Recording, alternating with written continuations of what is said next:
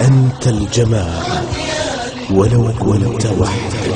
أنت الجماعة ولو كنت وحدك. أيها الشباب،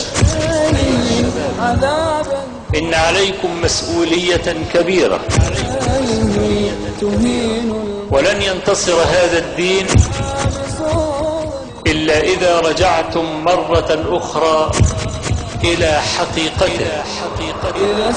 أشرف الأعمال قاطبة أنت الجماعة، أن تموت خادما لهذا الدين ولو كنت وحدك، لا سيما في زمان الغربة الثانية، وصار كل شيء حولنا غريبا وعجيبا ومزريا.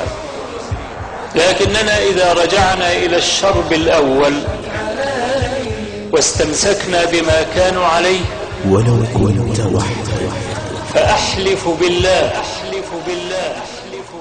إننا لمنصورون. لتعلموا بعدها أن من استمسك بحبل الله فهو منصور ولو كان وحده. ولو كنت وحدك، فإنني أتمنى أن أموت واقفا، وأن أناضل عن ديني إلى آخر لحظة، ثم أبث الثقة فيكم مرة أخرى وأقول إننا منصورون، وأننا لن نغلب حتى وإن كانت إمكاناتنا ضعيفة، ما دام معنا إيمان راسخ.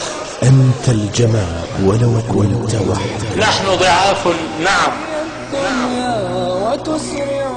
وليس في أيدينا ما في أيدي أعدائنا أو خصومنا، لكن ما دمت على الحق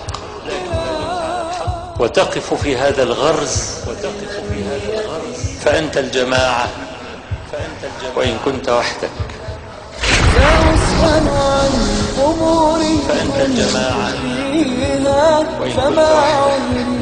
هناك وما جواب، فإما أن أخلد في نعيم، وإما أن أخلد في عذاب.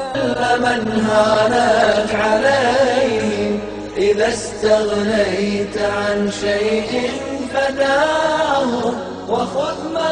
أدعو الإله بطول العمر يا علما، لتبقى حرسا على الحدود سهرانا، وأن تكون للحاقدين درءا، وأن تكون من الفردوس سكانا.